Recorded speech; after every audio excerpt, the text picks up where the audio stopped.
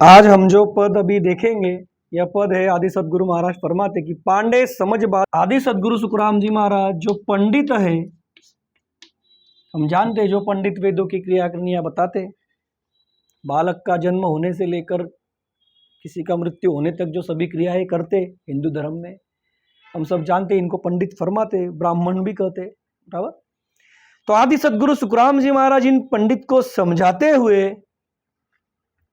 सभी जगत के जो नर नारी है,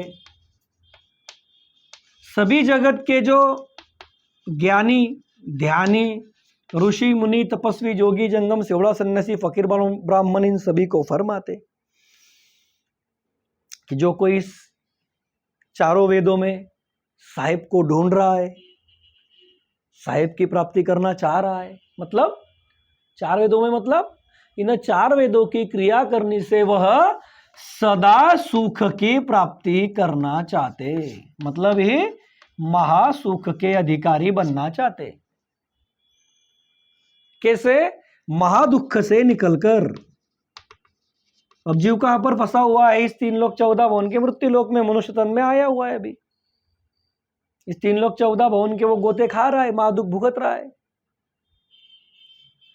84 लाख योनि के दुख भुगतता, नरक में पड़ता, कभी कभी अगति में जाता, कभी पाताल में जाता, कभी स्वर्गाधिक में जाता, कभी देवताओं की पुरियों में जाता, फिर से आता 84 में, दुख ये चल रहा है इसका चक्र।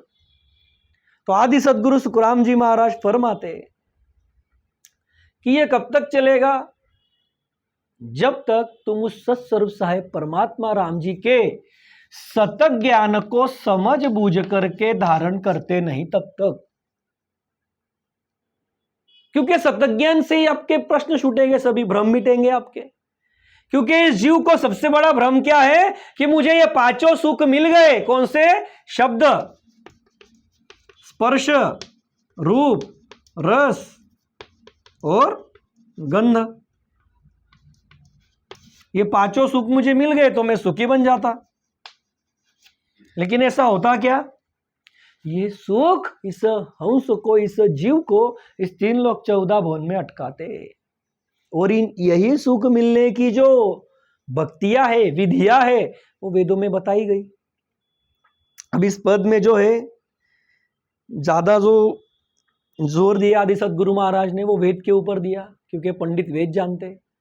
और ये जो वेद है इसकी करनियां घर घर घट घट मिलती, जगह जगह पर मिलती। हम देखते भारत भूमि में यही चलता सब। अभी तो कई फॉरेनर्स भी भक्तियां कर रहे हैं, बराबर। तो आदि सदगुरु सुखराम जी महाराज इन सभी को समझाते, जगत के दाखले देकर के फरमाते, पंडित को और पंडित को मानने वाले सभी जगत के ज्ञानी धनी नरनारी को, मतलब जो जो वेदों को मान करके चलते। उसके साथ में ये त्रिगुणी माया की अनेक भक्तियों का भी ज्ञान दिया है हर जगह पे महाराज ने।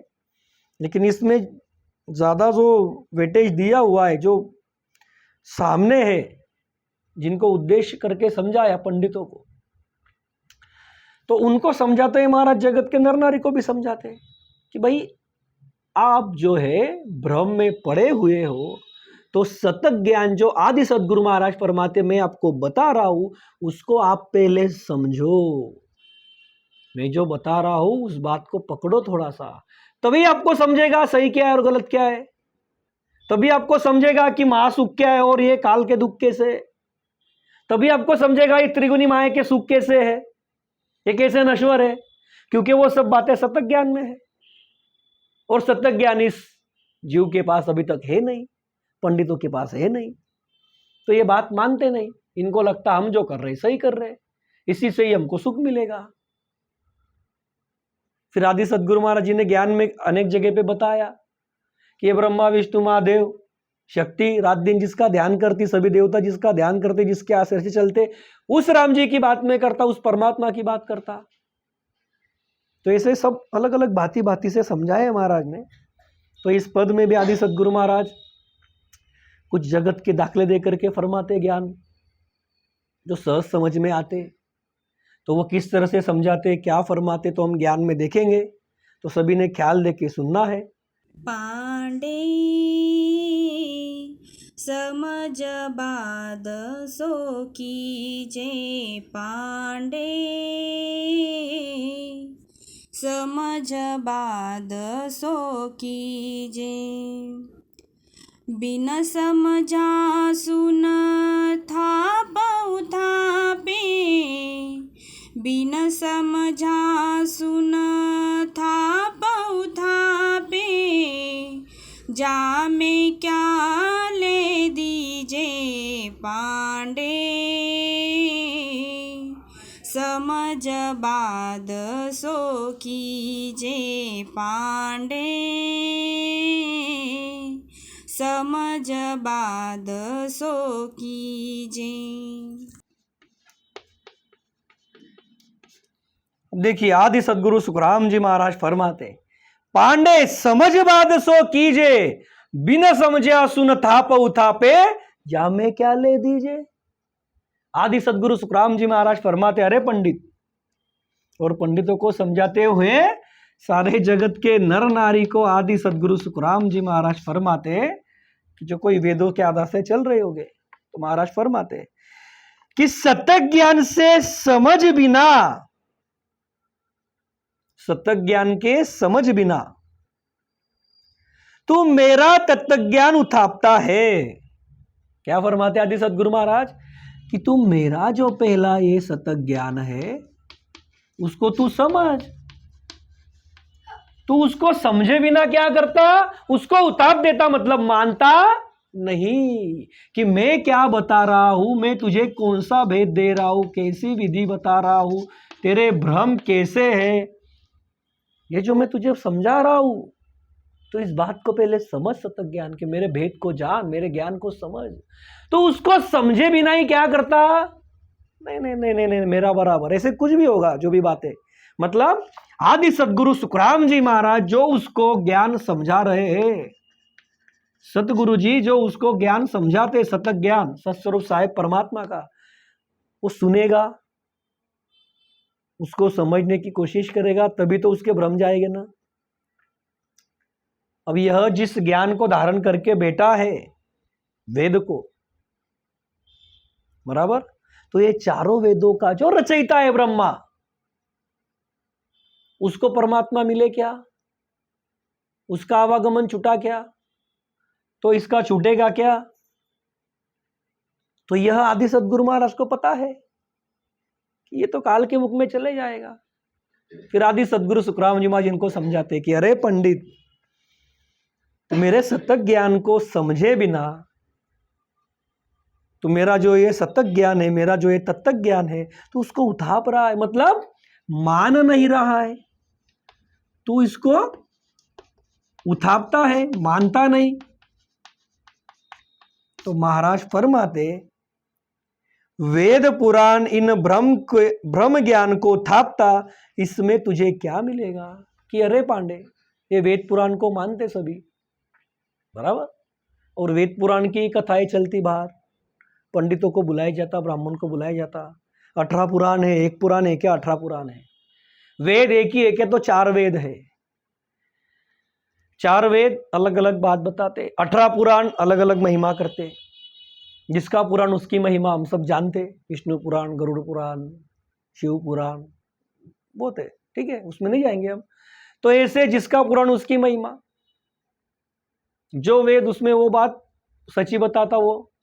तो आदि सदगुरु सुखराम जी महाराज फरमाते, जो मेरा सतत ज्ञान है, जो सतत ज्ञान इन हंसों के, इन जीवों के सभी के भ्रम मिटाता, और भ्रम मिटा करके सत्य क्या असत्य क्या वो समझाता।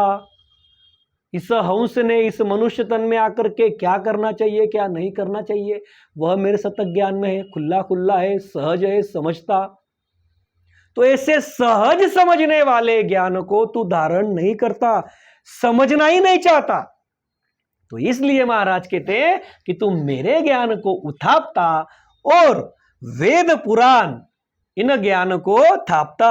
अब ये ज्ञान क्या है, सभी भ्रम है, यह सभी क्या है, भ्रम ज्ञान है। अब देखिए सुनने के लिए कैसा लगता कि ये वेद पुराण भ्रम है, ब्रह्म ज्ञान है करके, चारों वेद 18 पुराण। ऐसा क्यों कहते आदि सदगुरु सुखराम जी महाराज, क्योंकि इसमें आप उस साहेब को, उस राम जी को, उस परमात्मा को कितना भी खोजो वो आपको मिलेगा नहीं। यानी भ्रम हुआ ना। देखिए, हर कोई जो है इस वेद और पुराण की भक्ति, जैसे मैंने पहले बताया कि वेद का ही बोला है सिर्फ इसमें, तो पुराण का भी है, ठीक है। प्रस्तावना में जो बताया कि इसमें वेद के ऊपर जोर दिया मार्ग, तो इसमें पुराण के भी ऊपर है। मतलब क्या है? माया की भक्ति है।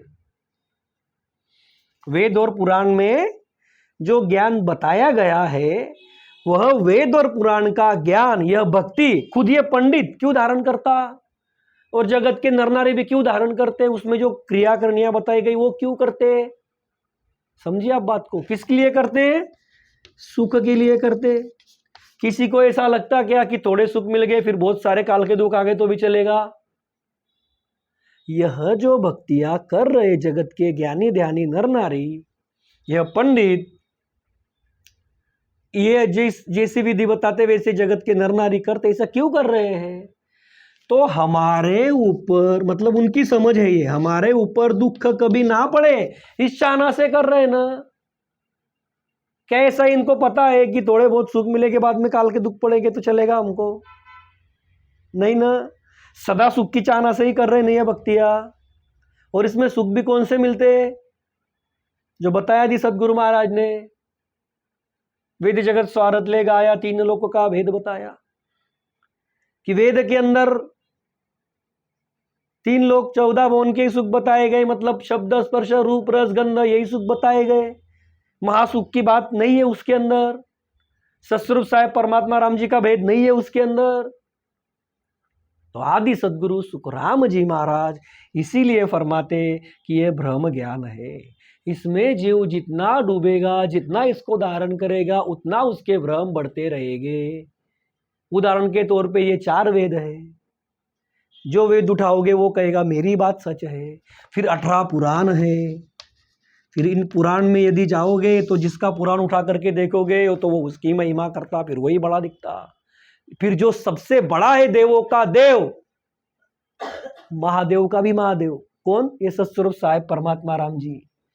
तो फिर ये सत्स्वरूप साहेब परमात्मा राम जी की भक्ति करना इस जीव से दूर रह जाता, बहुत दूर रह जाता उस राम जी से हंस बहुत। तो ऐसा ये ब्रह्म ज्ञान है। तो आदि सदगुरु महाराज कहते हैं तुम मेरे सत्य ज्ञान को उठापता और ये ब्रह्म ज्ञान को थापता तो इससे तुझे क्या मिलेगा? इसका जवाब तू मुझे दे। क्या मिलेगा पंडित को, जगत के नर नारी, जगत के ज्ञानी ध्यानी को? आदि सदगुरु सुखराम जी महाराज डंके की चोट पे बताते, समझाते ज्ञान से कि मेरा सत्य ज्ञान तुम त्याग देते, उताप देते, मतलब धारण नहीं करते, मानते नहीं। और आप जिस ज्ञान को धारण किए हुए हो वेद और पुराण के, उसको आप थापते, मतलब वो धारण करके वो भक्तियां कर रहे हो, तो आपको इससे क्या मिलेगा? इसका जवाब आप मुझे दो। तो फिर उनको इसी पद के द्वारा, इसी टेर के द्वारा आदि सदगुरु सुखराम जी महाराज अगली 3 साखियों में फरमाते, उनके भ्रम दूर करते। कैसे दूर करते? जगत के दाखले दे करके भी, जो ये सारा जगत जानता वो सहज दाखले दे करके समझाते। तो किस तरह से समझाते? देखिए अब आगे ज्ञान में फरमाते महाराज, चारु वेद दही समहे गृहीत संत सोबाणी। चारु वेद दही समहे गृहीत संत सोबाणी। तत्नावसु हंस तीरथ है। तत्नावसु हंस तीरथ है। सो मैं कहूँ पिछाणी पांडे। समझ बाद सो कीजे पांडे। समझ बाद सो कीजे। अब देखिए आदि सदगुरु सुखराम जी महाराज इस पद की साखी में फरमाते, अगली टेर में तो बता दिया कि भाई आप बात, मतलब मेरा ज्ञान तो आप धारण नहीं करते, बिना समझे ही उठाप देते, और आप जो इस ज्ञान को धारण किए वो थापते हो, तो आपको इससे क्या मिलेगा? तो कैसे फरमाते महाराज? देखिए अब कि चारु वेद दही सम है गृहीत संत सो बाणी। तत्तनावसु हंस तीरथ है, सो मैं कहूं पिछाणी। आदि सदगुरु सुखराम जी महाराज फरमाते, मैं डंके की चोट पर बताता, खुद के अनुभव की बात बताता, मैंने पहचाना, मैंने जाना है। महाराज फरमाते मैंने ये जाना, क्या फरमाते महाराज कि अरे पंडित, चारों वेद दही समान है तो संत ज्ञान घी समान है। ये चारों वेद कैसे है? ये जो पंडित बताते, ज्ञान फरमाते जगत में ब्राह्मण लोग, तो महाराज कहते हैं चारों वेदों का ज्ञान, ये चारों वेद कैसे है? दही के समान, बराबर। और जो संत ज्ञान है वो कैसे है? ये संत ज्ञान कैसे है? तो आदि सदगुरु महाराज फरमाते घी समान। अब इसमें अंतर क्या है? तो हम सब जानते, दही मतलब जो हम कहते खराब हो सकती, उसको धोखा है। घी कभी खराब होता क्या? ख्याल में लाइए आप, इस दही को धोखा है, घी को सालों साल रख दो आप।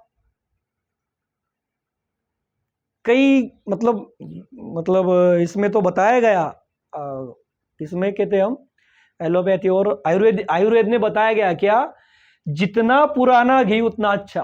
वो तो दवा का भी काम कर देता घी, पुराना घी रहा तो कई सारी दवाओं का काम कर देता घी। तो ये घी इतना अच्छा, और दही थोड़े दिन रखो आप, एक आध दो दिन भी ज्यादा, एक आध दो दिन भी रखी तो क्या हो जाता है, इसका खराब हो जाती, खाते आती है क्या? लेकिन घी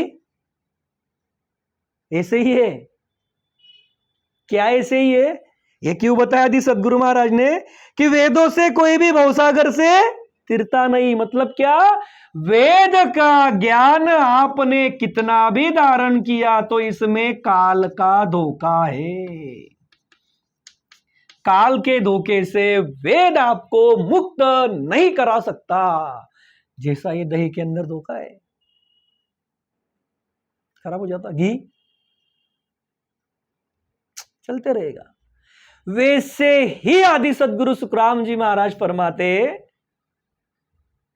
कि यह जो वेद है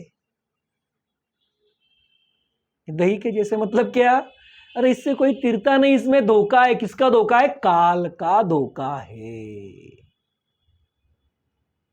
यह ज्ञान आपने कितना भी धारण किया, पच पच करके आपने चारों वेद कंठस्थ भी कर लिए, तो भी आपको उसके अंदर जो भेद बताया हुआ है, जो आदि सदगुरु महाराज ने उजागर किया, उसमें जो बातें बताई गई, उसमें महिमा की है साहेब की, परमात्मा की, सभी मायावी ज्ञान में, वेद में, पुराण में, 4 वेदों में, 18 पुराणों में, 6 शास्त्रों में, कुरान के अंदर, हर जगह पर महिमा की, माया की। यहां पर तो है नहीं वो, न विद्या भक्ति में, लभेद में, शक्ति के, हर तरफ राम जी की महिमा किया, लेकिन उसका भेद किसी ने उजागर नहीं किया हुआ है। तो जब भेद उजागर नहीं है राम जी को प्राप्त करने का, महासुख के देश में चलने का, आनंद लोक में चलने का, महादुख मिटाने का, काल को जीतने का, तो आपको भेद मिलेगा क्या? चारों वेद आपने कंठस्थ भी कर लिए तो भी आपको मिलेगा नहीं। तो आदि सदगुरु महाराज यही फरमाते कि चारों वेदों से, ये वेद से कोई भवसागर, मतलब इन विषय विकारी वासनाओं का जो ये सागर है, 3 लोक 14 भवन, शब्द स्पर्श रूप रस गंध काम क्रोध लोभ मोह मत्सर, ऐसे 64 कुलक्षण, ये सभी ये भर इससे ठसो ठस भरा हुआ है। हर तरफ धोखा ही धोखा ही सा उसके लिए, इस जीव के लिए।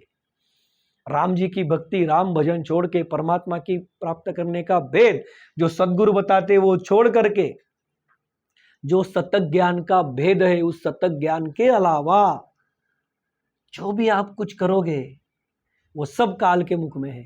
तो आदि सदगुरु सुखराम जी महाराज इसीलिए फरमाते, यहां पर वेद और पुराण भी बताया, अन्य कोई भी आप भक्ति करो, भवसागर से तीरना होता नहीं।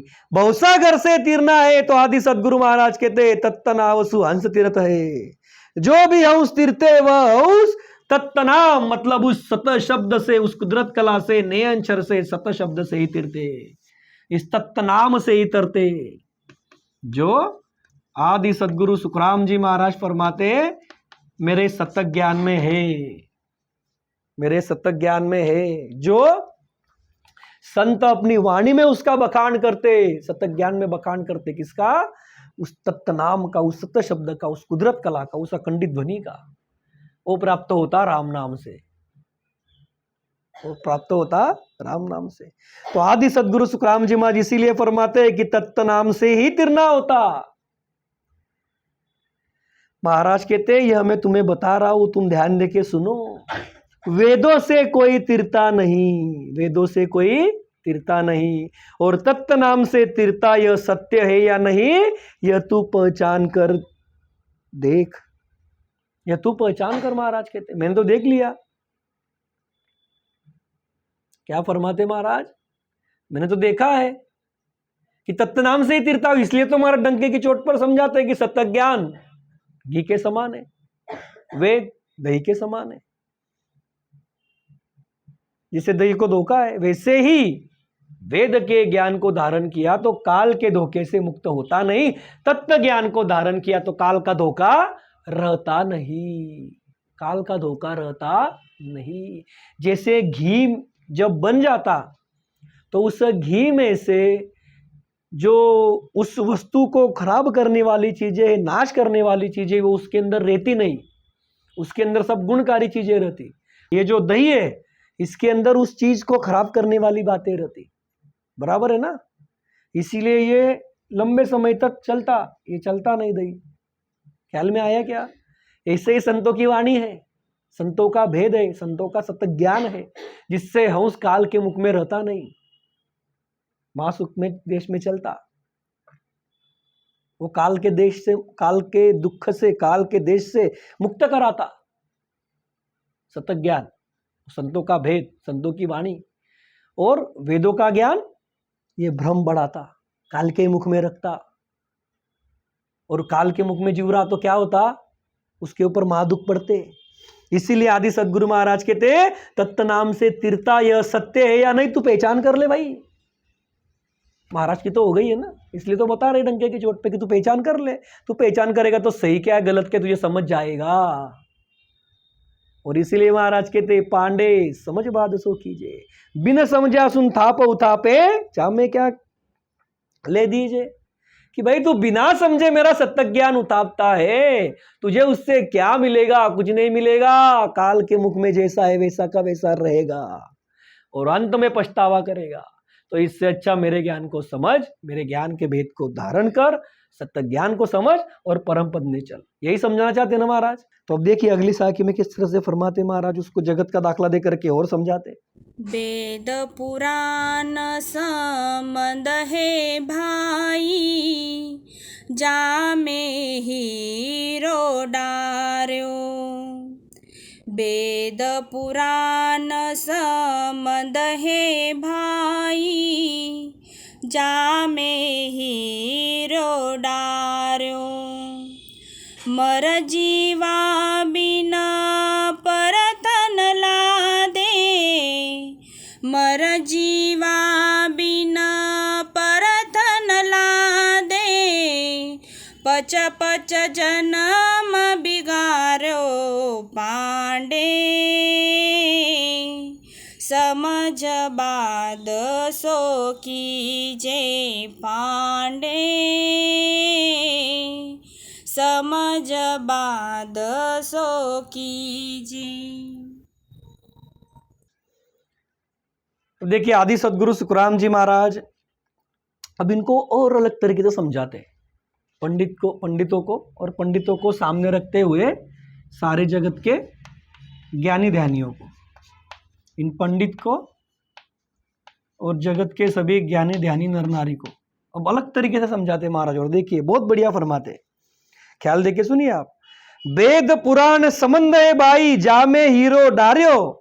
मर जीवा बिन परतन लादे, पच पच जन्म बिगाड़ो। आदि सदगुरु सुखराम जी महाराज फरमाते ये कैसी बात है आप देखो।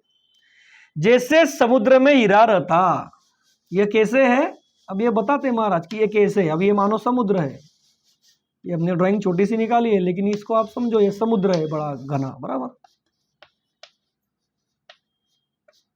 ये बड़ा सागर है। अब इस सागर के अंदर क्या रहता? हीरा रहता।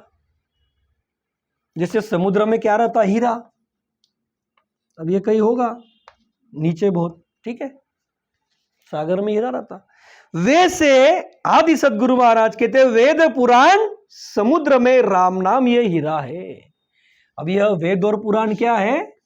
ये समंदर है, समुद्र है, ये सागर है, और इसके अंदर राम नाम रूपी हीरा है।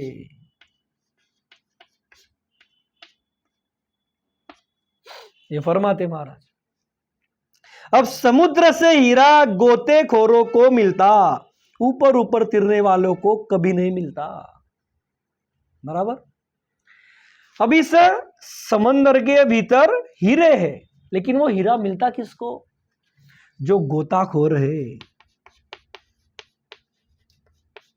गोताखोर यानी इस समुद्र की जानकारी रखने वाला, समुद्र के तल तक जाने वाला, गहराई के नीचे तक जाने वाला समुद्र के, उसको ही मिलेगा। उसको समुद्र के अंदर कैसे चलना, क्या चलना, वो सब बातें पता रहती। सही है ना? उसको जानकारी भी रहती सागर की, सभी समुद्र की जानकारी रहती, तभी उसके अंदर वो गोता लगाता और तय तक जाता, नीचे तक जाता। वो ऊपर ऊपर तैरने वाले को हीरा मिलेगा क्या? हीरा तैरता है क्या समुद्र के ऊपर, समुद्र के पानी के ऊपर? वो तो गहराई में नीचे रहता, तल में रहता। तो जो गोताखोर रहेगा वही तल में जाएगा। ऊपर ऊपर तैरने वाले को हीरा मिलता क्या? नहीं मिलता। ऐसे ही जीवन भर वेद पुराण ऊपर ऊपर पढ़ने से वेद पुराण का मूल तत्वनाम नहीं मिलता। ऐसे ही महाराज क्या फरमाते कि यह जो वेद पुराण है, जो ऊपर ऊपर पढ़ते, ऊपर ऊपर क्या करते, ये ऊपर ऊपर पढ़ते, और उम्र भर ऊपर ऊपर पढ़ने के बाद इसका जो मूल है वेद पुराण का, इस वेद पुराण का मूल क्या है? तो यह है तत्वनाम। वो साहेब, वो परमात्मा। महाराज कहते वो उनको मिलता नहीं। जैसे यह समुद्र में ऊपर ऊपर तिरने वाला थक कर हार जाता, थक जाता, हार जाता मतलब थक जाता, हार जाता नहीं वापर शब्द, कि यह समुद्र के ऊपर ऊपर तिरने वाला तीर तीर कर क्या होता उसका? वो थक जाता, अंतिम में वो खत्म भी हो जाता, परंतु उसको हीरा कभी नहीं मिलता। क्योंकि ऊपर ऊपर जो तिरेगा, ऊपर ऊपर जो तिरेगा उसको कभी हीरा नहीं मिलेगा। जो गोता लगाएगा, जो नीचे तक जाएगा, तल तक जाएगा, डुबकी लगाएगा, नीचे गोता मारेगा, उसको मिलेगा। जो ऊपर ऊपर तैरेगा उसको मिलेगा क्या? नहीं मिलेगा। इसी तरह आदि सदगुरु महाराज फरमाते वेद पुराण ऊपर ऊपर जानने वाले पढ़ पढ़ कर थक जाते। ये वेद पुराण जानने वाले ऊपर ऊपर पढ़ पढ़ कर थक जाते, मतलब कौन, किसको कहते महाराज? ये पंडित ब्राह्मणों को कहते कि ये ऊपर ऊपर पढ़ पढ़ के थक जाते। जगत के नर नारी भी, ज्ञानी ध्यानी भी पढ़ पढ़ करके थक जाते, परंतु सत्यनाम कभी नहीं मिलता इनको। सत्यनाम कभी मिलता नहीं। ऐसे वेद पुराण पढ़ने में ये पंडित और नर नारी अपना अनमोल मनुष्य देह बिगाड़ देते। और इससे क्या होता? ये पंडित और जगत के नर नारी अपना अनमोल ऐसा मनुष्य तन गवा देते। किसमें? वेद और पुराण ऊपर ऊपर पढ़ने में। अब आपको लगेगा कि वेद पुराण के अंदर भेद कैसे दिया, तत्व नाम का, राम नाम का? तो उसमें महिमा तो किया है ना, हर जगह पर, जगह जगह पर महिमा की है।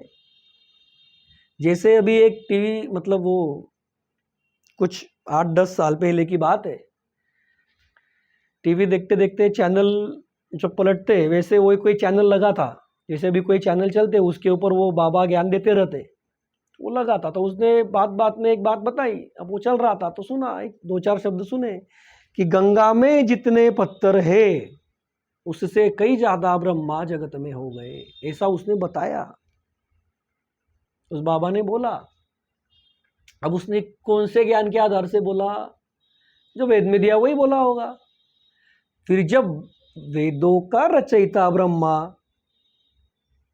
देह धारण करता और देह त्यागता है, मतलब वह भी राम जी के सदा स्थिर पद में नहीं है, जो महासुख के देश में नहीं है, अमर नहीं है। समझने वाली बात देखिए आप। तो ये चारों वेद जिसने कंठस्थ कर लिए, उसको भी ये वेद समझेगा क्या, उमझेगा क्या? उसमें तो उलझाने के लिए बताई ना सब बातें। उसमें महिमा भी किया है साहेब की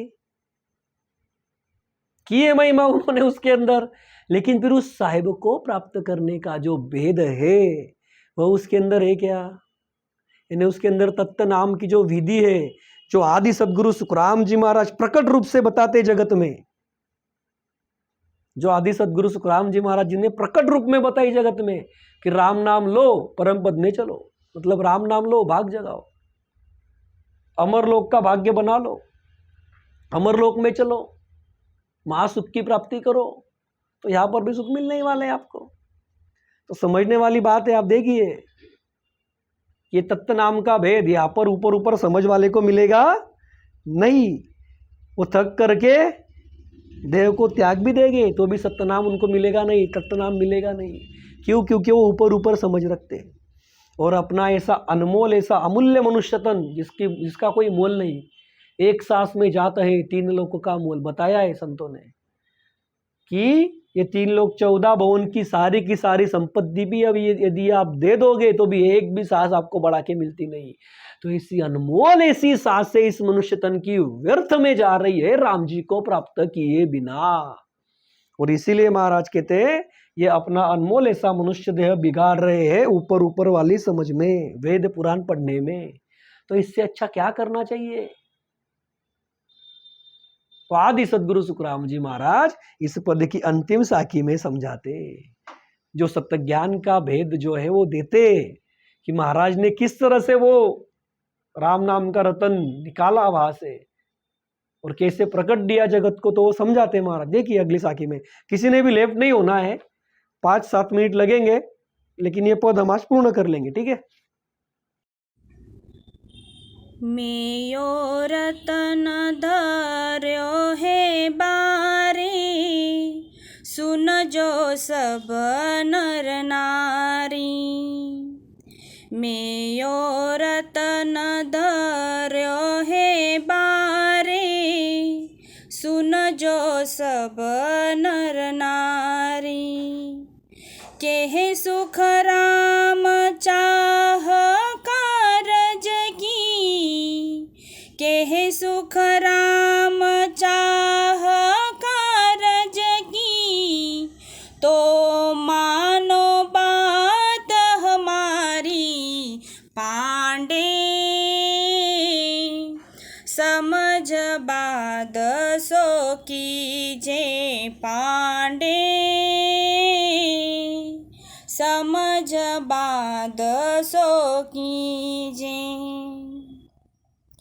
बिन समझा सुन थाप उथापे, बिन समझा सुन थाप उथापे, जा में क्या ले दीजे पांडे। समझ बात सो कीजे पांडे, समझ बात सो कीजे।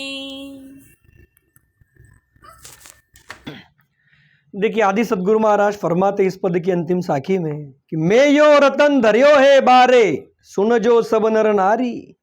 के सुख राम चाह कारज की, तो मानो बात हमारी।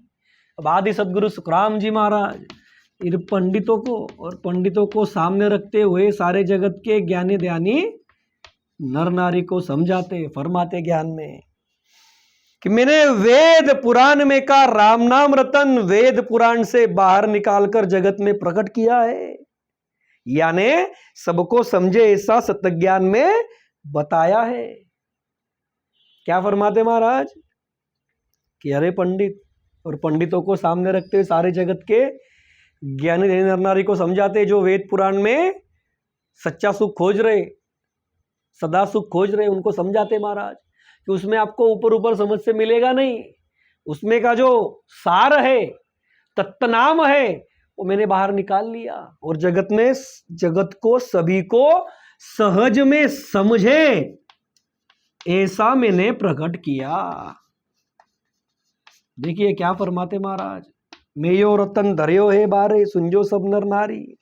महाराज फरमाते मैंने वेद पुराण में का राम नाम रतन, वेद पुराण में जो बताया गया राम नाम ये रत्न है।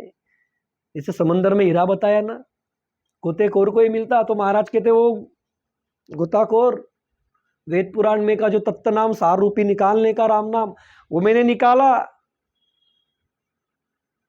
और मैंने प्रकट किया। जैसे गोताखोर हीरा निकाल के दिखाता जगत को, ये हीरा समुद्र में से निकला, वैसे आदि सदगुरु महाराज समझाते कि मैंने वो राम नाम रत्न जो है, रतन रूपी जो राम नाम है, राम नाम रतन जो है, मैंने वेद पुराण से बाहर निकाला। ब्रह्म में नहीं जाने दिया मैंने उनको, वो राम नाम मैंने बाहर निकाला और महाराज कहते जगत में प्रकट किया मैंने वो जगत में प्रकट किया हूँ, यानी क्या, सबको समझे ऐसा सत्य ज्ञान में बताया हूं मैं, कि जो तत्व नाम का बहुत गहराई से उसमें समझाया, सहज नहीं बताया वेद पुराण में। तो महाराज कहते मैंने वो सहज बताया अपने सत्य ज्ञान में, मैंने अपने सत्य ज्ञान में ये राम नाम रतन, ये राम रतन सहज करके समझाया, प्रकट करके बताया। यह जगत के सभी नर नारी ज्ञानी ध्यानी महाराज कहते पंडितों आप सुनो, आदि सदगुरु महाराज कहते कि अगर आपको भवसागर से तीरने का आपका कार्य करना है, मतलब इस 3 लोक 14 भवन 3 ब्रह्म के 13 लोक के परे निकलना है, काल के महादुख से निकलना है, इस सब भवसागर से तीरना है 3 लोक 14 भवन से, तो आदि सदगुरु सुखराम जी महाराज कहते आप मेरी बात मानो के सुख राम चाह कारज की, मतलब महासुख के देश को प्राप्त करने की यदि आपकी चाहना है, महादुख से सदा के लिए निकलने की आपकी चाहना है, तो महाराज कहते आप मेरी बात मानो, मैं जो बताता वैसा करो। मैंने ही वो राम नाम रूपी रतन बाहर निकाला, प्रकट किया मैंने जगत में। आदि सदगुरु सुखराम जी महाराज कहते मेरी बात मान करके ये वेद पुराण, इसकी भक्तियां, इसकी विधियां, इसके सभी क्रियाकर्मियां त्यागो और मेरे पास आकर यह तत्व नाम धारण करो।